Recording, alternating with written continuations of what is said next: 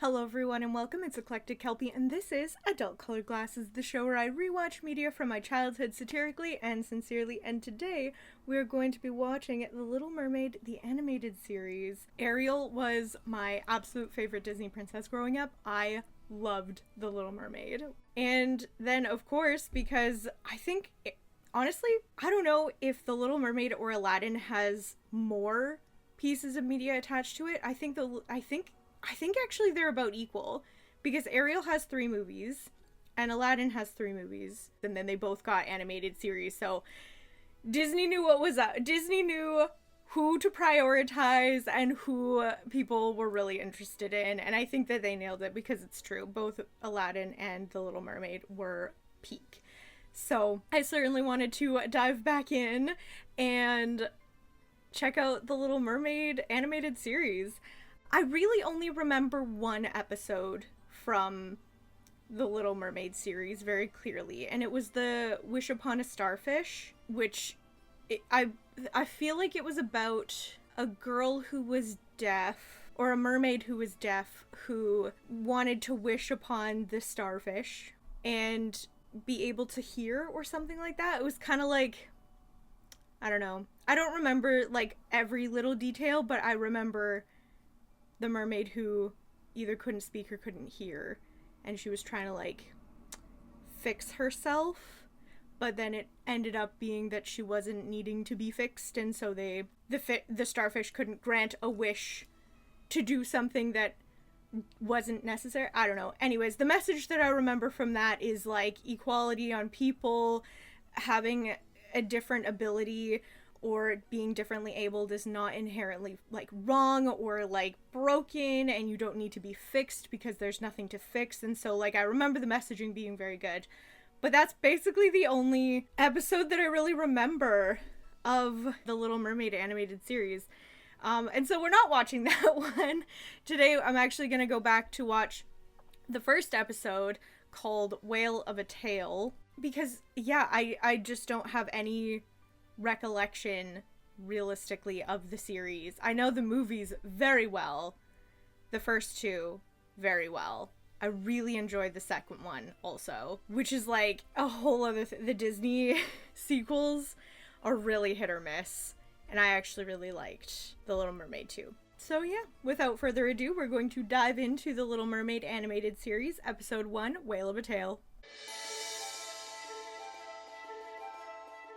I feel like I don't remember what year this one versus the Aladdin one came out, but this one, the animation looks like a little bit not as good as the Aladdin animated series. Just like the coloring is a little bit, I don't know, this is just the introduction song, so we'll see when we actually get into like the proper animation, but like yeah, like the color feels very muted and more dull. But the intro is kind of fun. It's like a little amalgamation of like Under the Sea and like Part of Your World. Like it's kind of just instrumentals from the classic songs in The Little Mermaid. And I mean, I did just do like 2 Aladdin episodes, and so I feel like that's why I'm kind of having a little bit of a comparison, because of course they're both from the same company and most likely probably similar animators. There's probably some crossover depending on the time that these 2 series were made, but like I don't know, I feel like this is gonna be a little bit rough, but that's so, oh my gosh, I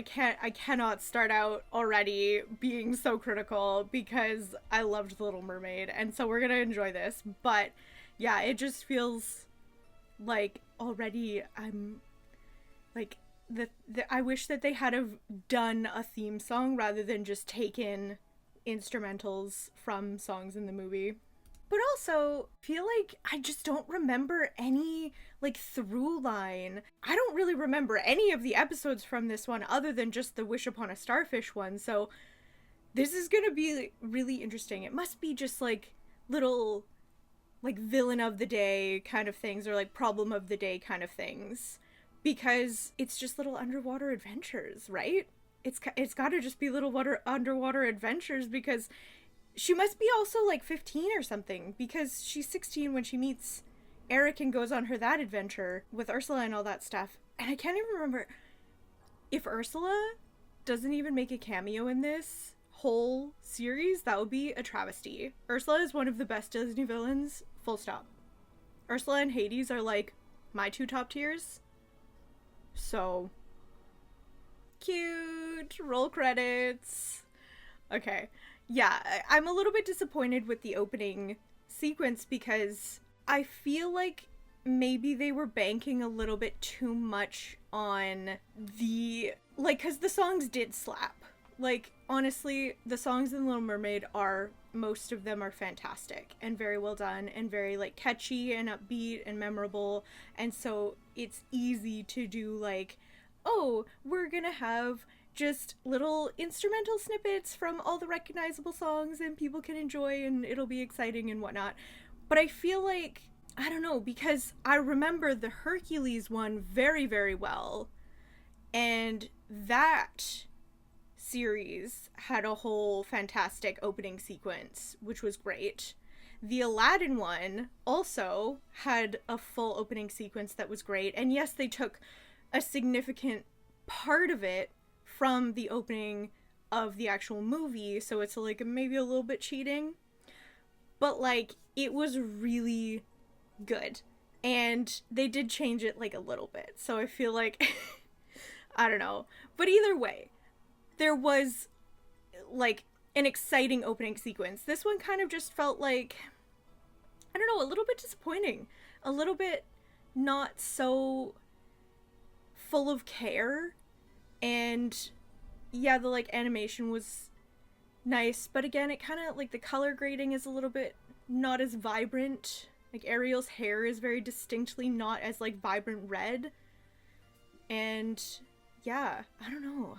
I'm gonna still like I'm open-minded with the experience, but yeah, eventually I want to do a intros ranking video for all of these like old cartoons, but like I feel like this won't be very high, to be honest, because the snippets were kind of like, some of the shots were beautiful and there was some excitement, but it doesn't really set up the stage for the show, if that makes sense. Because also, this series only got one season, Aladdin got like 3 or 4. So I feel like this probably didn't do as well, and also they probably didn't do a lot with the stories. Like maybe they just didn't have a lot to say and they just wanted to kind of capitalize. Anyways, that's all speculating, and I do want to enjoy the episode for what it is. I do think that Disney does a very good job of underwater shots, though, to be honest. Like, all of the individual bubbles being animated and, like, the expansiveness of their oceans, and they create different environments and biomes and stuff, and these little whales are really cute. Like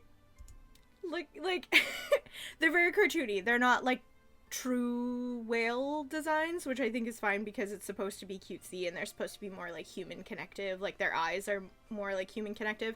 So like, but like even the little like the pinks and purples and blues, like the lighting is really good. Like yeah, Disney does underwater very well, so very beautiful. Yeah, humans are the worst, man. Humans are the worst. They set up this, like, pod of orcas, right? They're all going, they're just swimming, they're, like, living their lives. The little baby orcas having a good day. And then all of a sudden there's a cruise ship or, like, a sail ship. And they're like, oh, yeah, we're gonna kill the orcas. We're going whaling. The worst. Stop.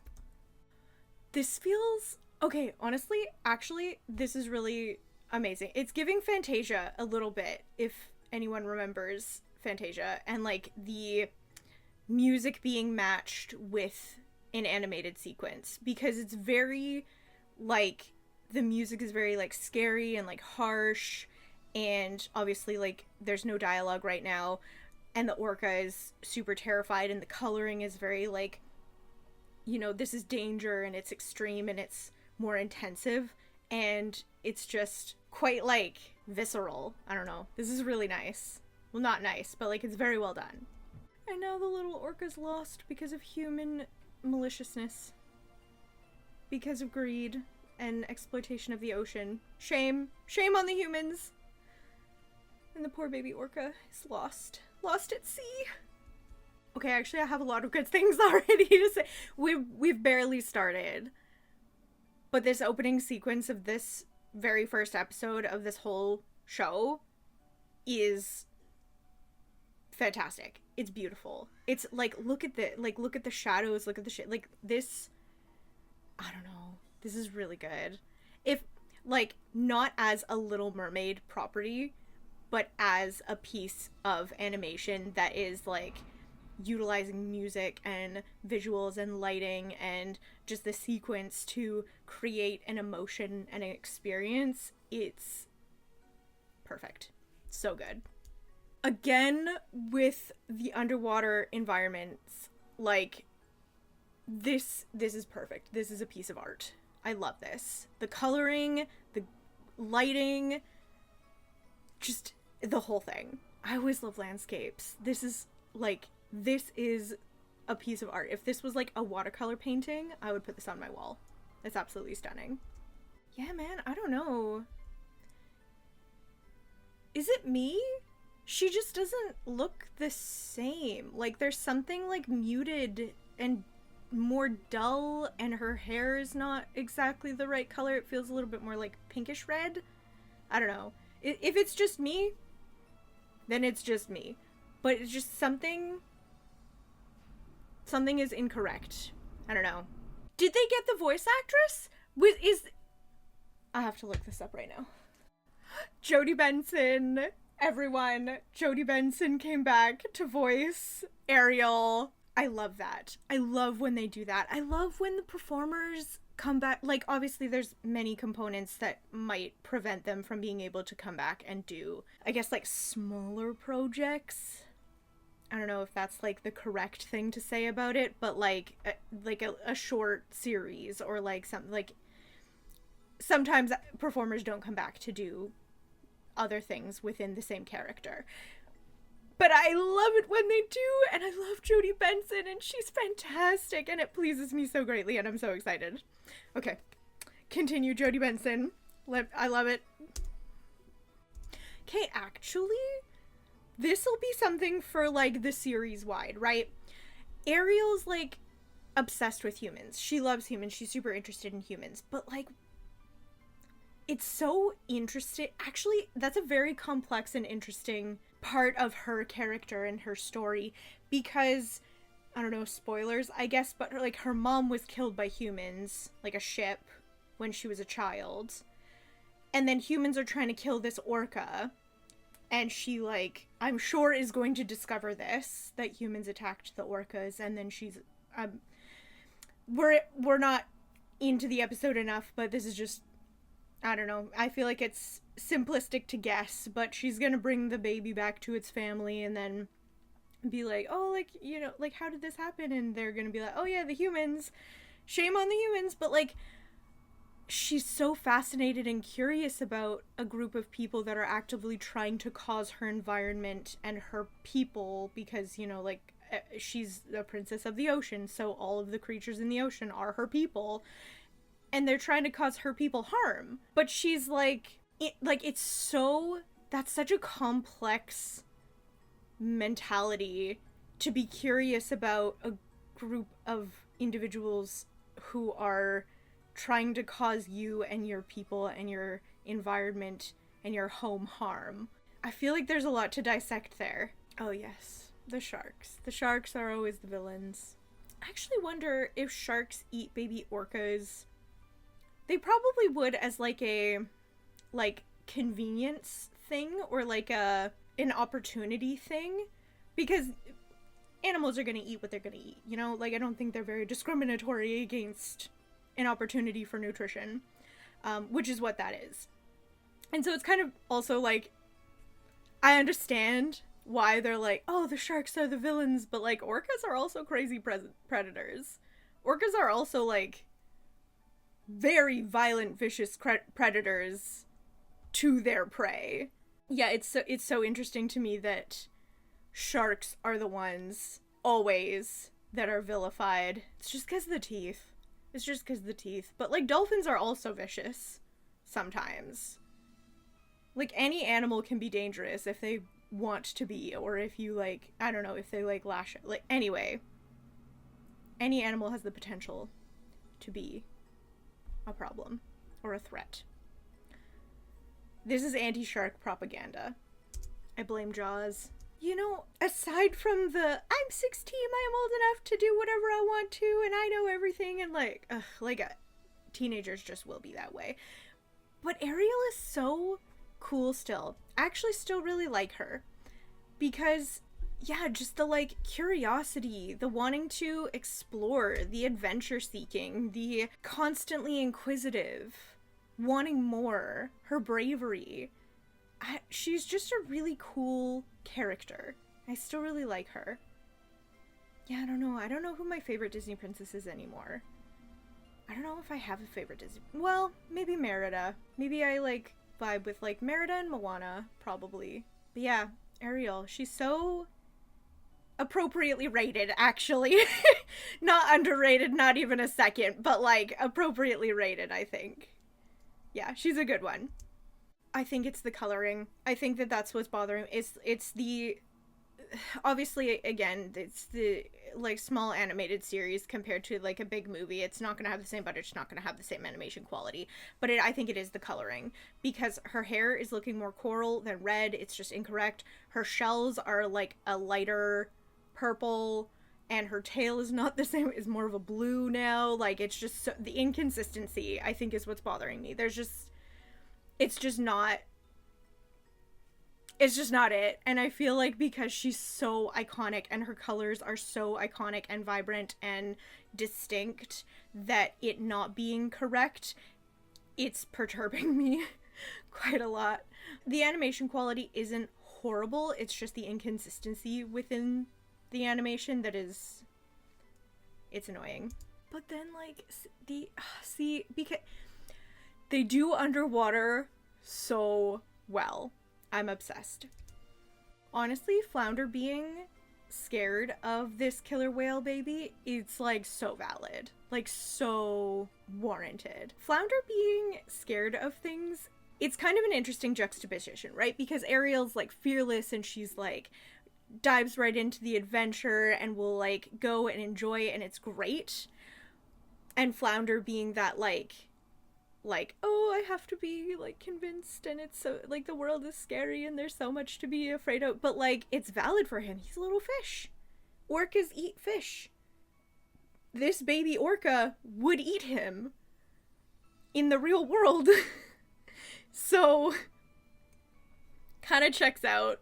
Even if it's a baby, still scary. Certainly. Valid fears, Flounder. Valid fears. It's a musical! I don't know why I'm surprised. They have Jodie Benson. Utilize her. Yes. Amazing. Love to see it. But that's great. I like that a lot, actually. I guess it makes sense because The Little Mermaid was very musical oriented. So, I like it. She named the orca Spot, though. Like, I don't know. I feel like a sea pun would have been more fitting. Maybe, I don't know, maybe not, though. The first thing that came to my mind was plankton, and that's just simply not going to do. But Spot feels, I don't know, they could have done better.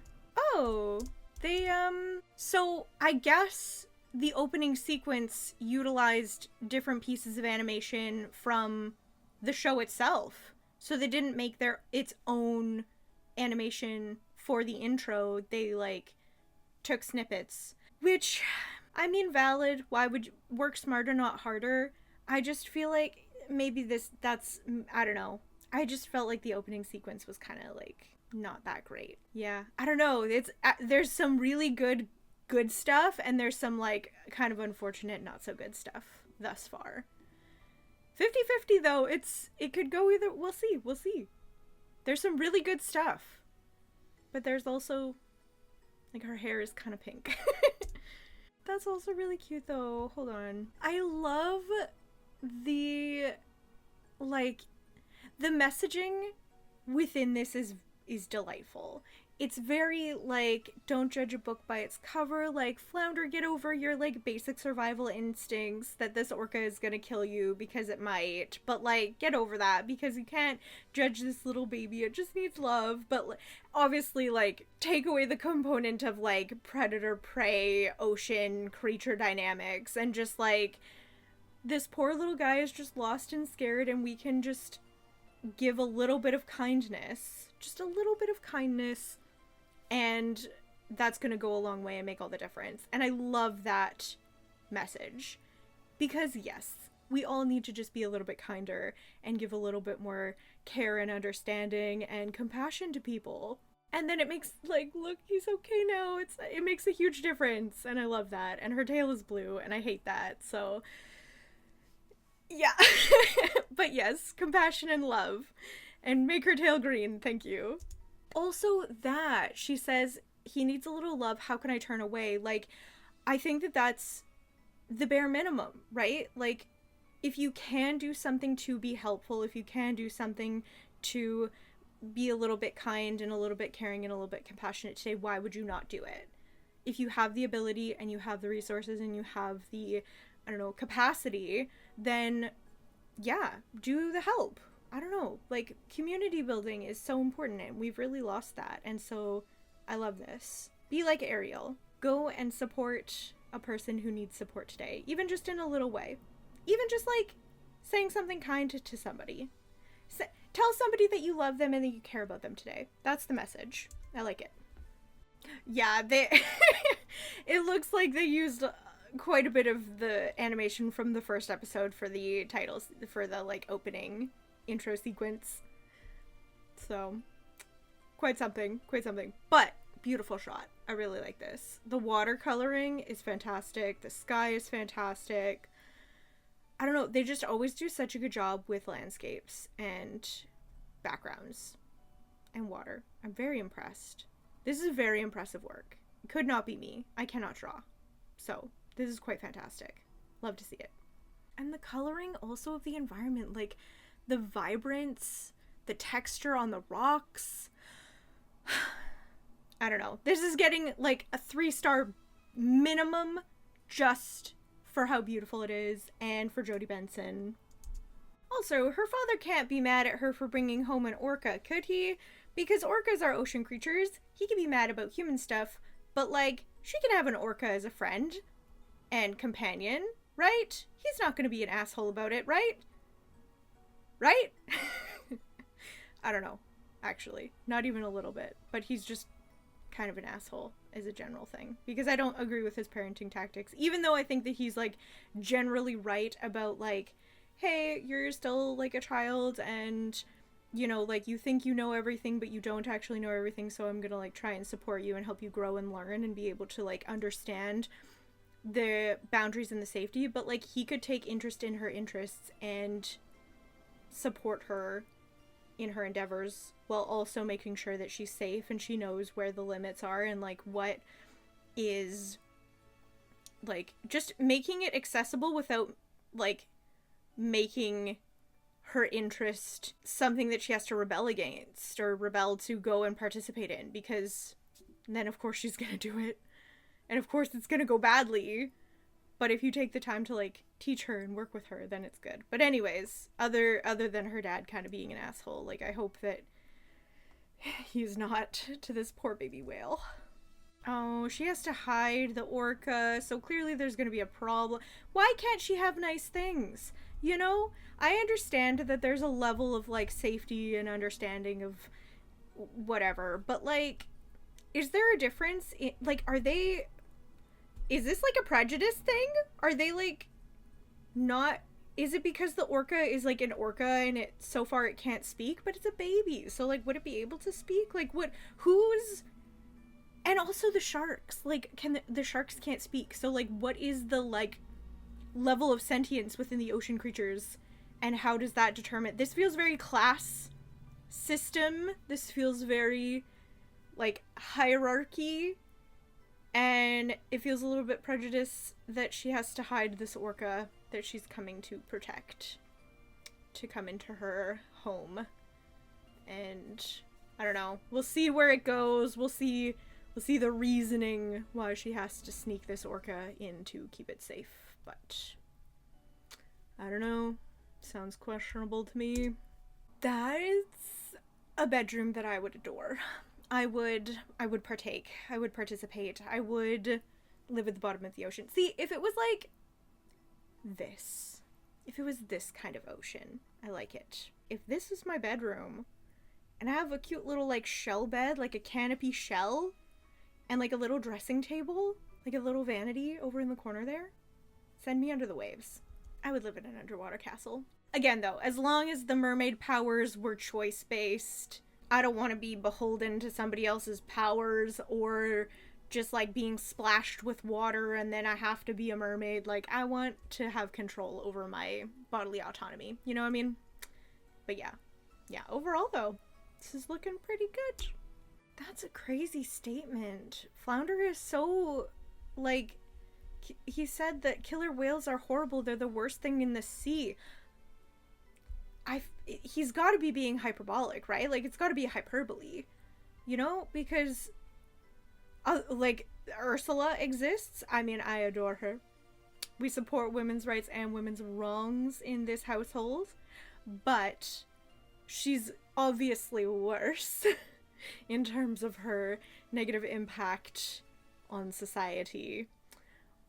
So, but like, why? But like, the orca pods were just like hanging out, and we were like shown that they're like cool and they're chilling, and the humans try and come and like spear them to death. And like, why is there so much negative propaganda against ocean creatures? The sharks, they hate the sharks. The orcas, they hate the orcas. What for? What?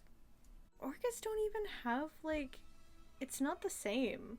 Like like Flounder's going crazy about like the orcas. Why? I mean, I understand that, like, Flounder is the prey of basically everything bigger than him in the ocean. And maybe even things that aren't bigger than him, but, like, if he died, they would just, like, again, opportunity. Like, the ecosystem of the ocean, I can't even pretend to know. I don't know all of the things about marine biology. But I would imagine that, like, a creature would take the opportunity to get nutrition wherever it could in that environment. But, like, Flounder's gotta, like, chill. This is too much. They got okay, I'm being really, like, critical about it, but, like, they got Sebastian's red correct. Why couldn't they get Ariel's any coloring correct? I don't know. Anyways, I'll move on. But, like, clearly the capability is there, so. See, because, like, her hair is not as light. Am I crazy? Is it just me? I need to be vindicated. Nah, man. This is the red. This is the red that she's supposed to be. This is incorrect. I don't know. I feel like, yeah, okay, maybe it's, like, not that deep, but it's bothering me. It just, because it feels so muted and, like, she's not as, like, glossy, I guess. She's a matte finish, not a glossy finish, and she's supposed to be a glossy finish. And her shells are also, like, I don't know why they muted her coloring. It just... Okay, that's the last time I'll say anything about it, but... It just... I don't know. I don't know why they, like, didn't just do it right. Are killer whales, like, the same, like, equal to sharks? In their, like... I don't really understand why they're all freaking out that this is an orca. That, like, orcas are, like, vicious and, like, I don't really get it. Because they're not, like, it's the same, I don't know. Because, like, they're all just animals. Like, sharks can be benign, and orcas can be benign, or they can be, like, it's any creature. I don't know why they're, like, anti-orca propaganda is very strong. I'm not really understanding. I also don't understand... Again, like, I need them to be clearer about the sentience and, like, why some underwater creatures are, like, sentient, like, humanoid kind of thing. Like, they have speech, like, they're able to communicate in the same kind of way, versus other creatures in the ocean are, like, less than, or, like, an orca is not a pet, but, like, why would an orca be a pet anyways if it's supposed to be, like, a sentient creature? Like, what would it's kind of like, oh my gosh, it's literally the why is Goofy like a sentient like human and Pluto is not, but they're both dogs. Like why I don't know. Like what is making this distinction? Why is this orca not a person, but like Sebastian this crab is a person, and like why is Flounder this little fish like any, I don't know. Little Mermaid explain. Also, is if it's like a rearing thing and this is like a 3-month old, but like animals always like mature faster than like people, like the lifespan thing is, and the maturation of animals is not the same as like people. So 3-month-old person is not the same as a 3-month-old orca. So like if this 3-month-old orca like would learn to communicate with the language that it was like being spoken to with, no? Is that crazy? I don't think so. Because if the orca is being trained to speak with, like, the mermaid's language, I won't call it English because it's, like, it's mermaid, whatever the underwater mermaid language is. But it also wouldn't it all be echolocation? Like, wouldn't it all have to be echolocation? Because sound in the water is not the same as sound above the water. So, I just don't understand the mechanics. It's quite, so I don't know. I don't get it. But this poor 3-month-old child, or not even, probably more than 3 months, to be honest, because it certainly wasn't born the day that she found it. So, I don't know. It's probably like almost a year old. Why is this so complicated?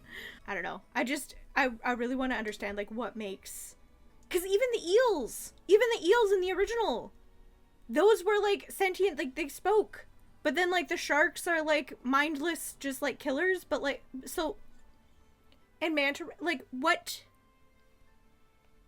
makes a sea creature different? What differentiates them? Explain. The songs are really good messages. This is a musical number about like just being who you are, and the self-expression that you have is correct because it's exactly who you're meant to be, is exactly who you are, and your most authentic self should always be presented forward because that's like your specialness and uniqueness is a gift to the world. And I love that. And that's really sweet. So, good job with the musical numbers. Yeah, I also just, yeah, it makes so much sense. The Little Mermaid is so musical focused. Again, I really enjoy that they're doing this. Yeah. Musicals. I love that. The sea is very big and it has room for us all. Perfect messaging. There is room enough for everyone under the sea and on land to be their most authentic self and to express themselves exactly how they feel. And I love that. Let's not catastrophize. He's saying, why are you keeping a whale in the palace? People could have been killed. What the f***? How? This whale, like, let's be so for real. Let's not be overly dramatic here. The orca is not going to be any more trouble than it was just, like, accidentally breaking the amphitheater. It just wanted to be a part of the show. It just liked music. It just wanted to be fueled by the arts. Don't we all? Aren't we not all compelled to be captivated by beauty and music and art and performance? Do we not all need to fuel our souls? Orcas should have the same right to enjoy theatrical performances as every other person. Let orcas be a part of your community. There's no reason why not. I just don't understand like, how is this orca a wild animal compared to Sebastian being a crab? Or like, is it like a size thing? Like, is it that King Triton's dominion over the sea creatures only extends to a certain like variety of fish or a location of fish? Or is it because that orcas are nomadic and they like travel that they are considered like wild. Like what is what are the rules? He also, like, if he's the king of the whole ocean, then this is one of his people. So yeah, I don't understand. And King Triton's being an asshole. So enough of that. Okay, alternative ethical quandary.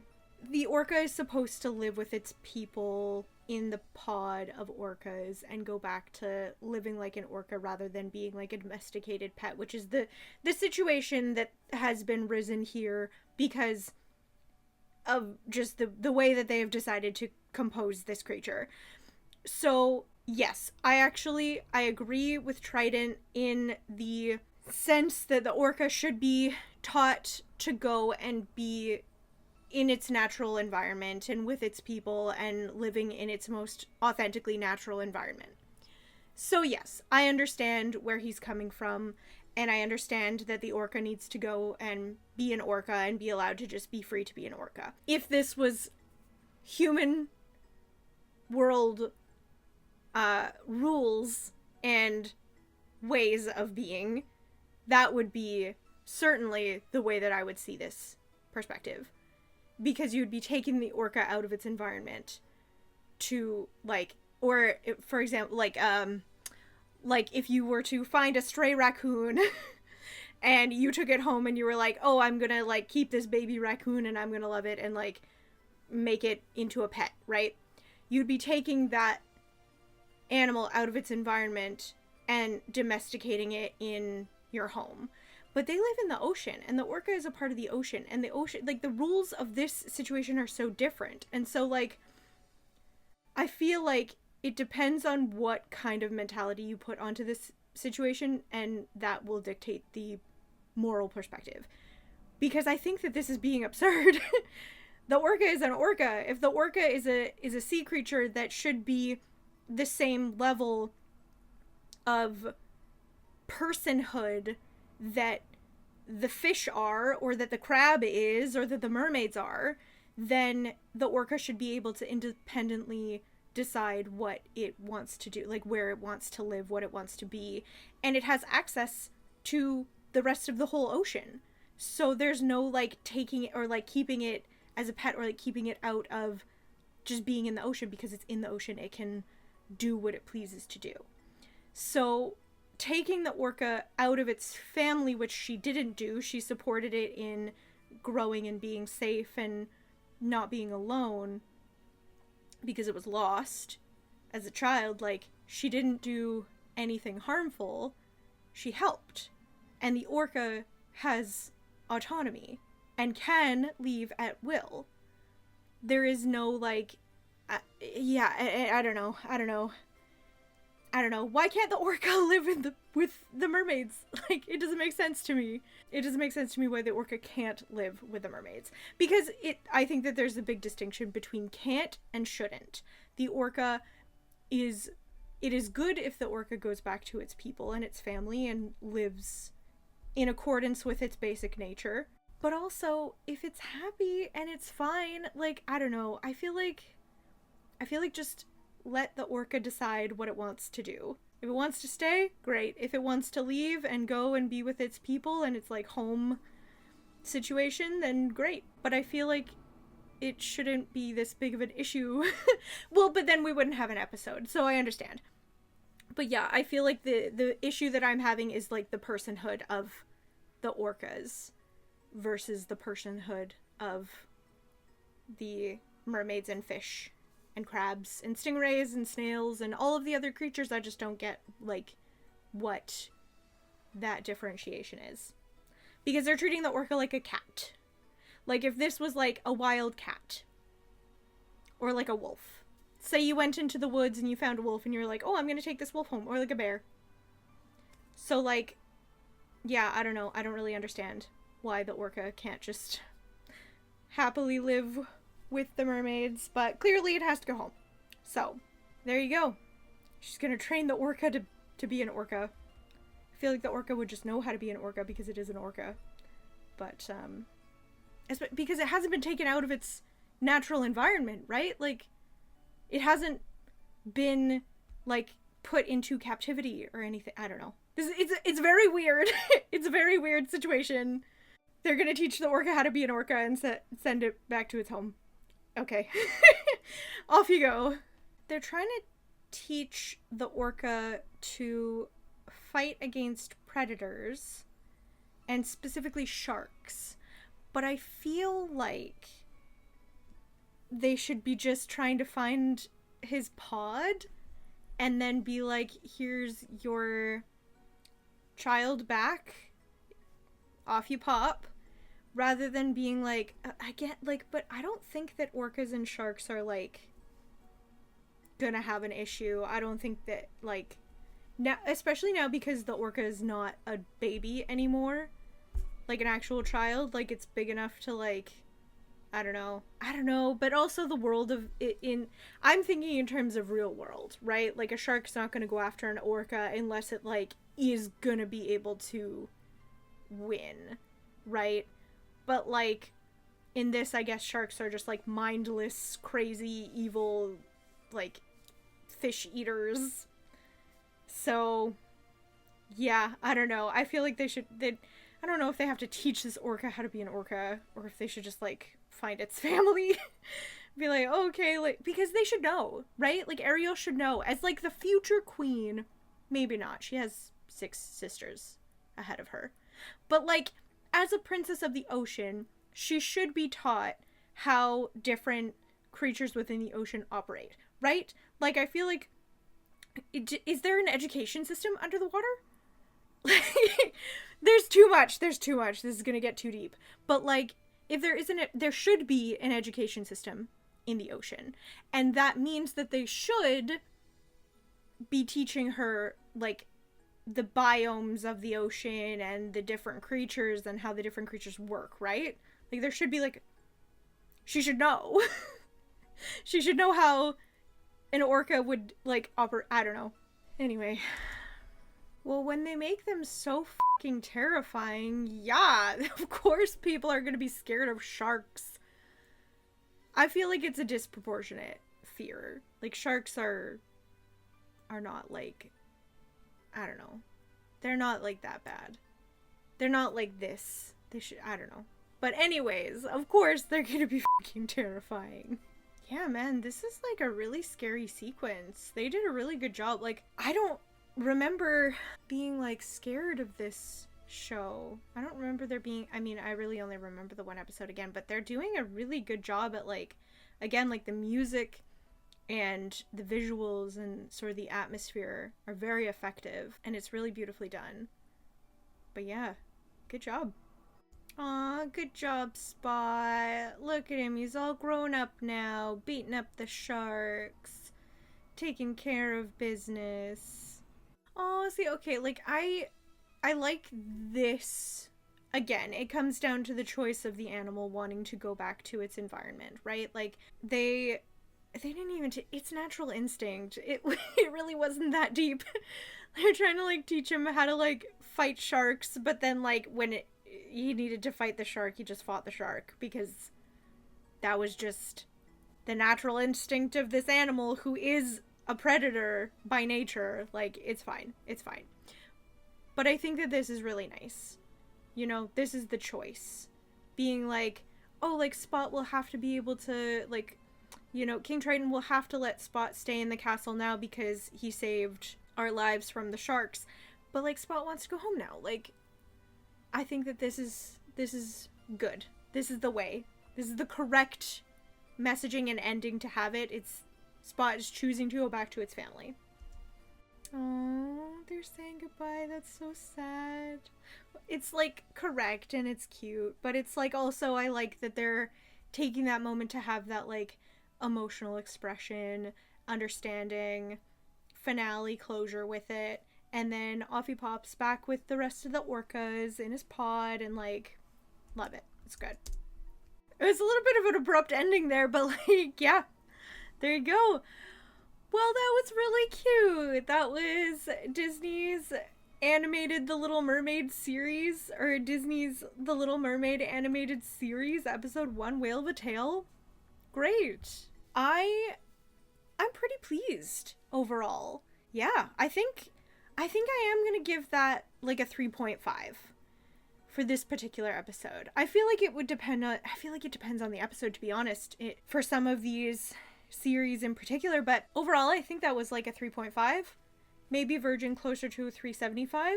I really liked the environmental animation. I think that the setting that the characters were operating in is beautiful and fully fleshed out and super well rounded and super well, like you get such a good perspective and perception of the environment. Like, it's just really, really well done. I thought that the whole thing was really beautiful, and I really enjoyed the music. I think that that was really fun and engaging. I didn't remember it being a musical, so I was like, fantastic. That was really exciting and a nice surprise. Love Jodie Benson. So happy that she's back as Ariel. That was a really happy surprise as well. I think the story is very simplistic. I feel like the songs had good messaging in them, but it was very, I don't know, there was a lot going on. And yeah, I still kind of want like a better understanding of the ocean's politics and operation, because it really doesn't make sense to me, like, why some creatures within this like oceanic population are not sentient and some are. Like, what is the, how did that work? Why is like the whale the equivalent of like a dog, and then like a crab is a person? How did that what are the operations? I need more clarification on like what that is. But yeah, I think overall it was really good. I don't really have too many complaints. Like, obviously I thought that the inconsistency with Ariel's animation was quite a lot. Like, it was a little bit distracting for me personally, but that's just because I'm being really particular. That wasn't like detrimental to the experience overall. It was just something that like I'm being particular about. But yeah, I think that was really, really fun. Really well done. I might watch the Starfish, Wish Upon a Starfish episode. Perhaps. Not sure. I might do a two-parter of this one as well. Just to be like, oh, here's an episode that I completely didn't remember, and we can enjoy that, and then maybe I'll watch an episode that I have memories of enough and be like, oh, what's my comparison of this episode versus an episode that I have recollection for. So we'll see. I might do another episode of The Little Mermaid and rewatch the Wish Upon a Starfish, but we'll see. But yeah, overall I think 3.75. I'm going to give it a 3.75 and call it a day, because I did really enjoy it as an experience of the animation, an experience in the Little Mermaid world once again. But yes, that was the Little Mermaid animated series, episode 1, Whale of a Tale. If you enjoyed this episode, consider giving a like and subscribing to continue joining us on all of our adventures. But with that, thank you all so much for watching. Everything with love, and we'll see you next time in the treasure trove. Bye.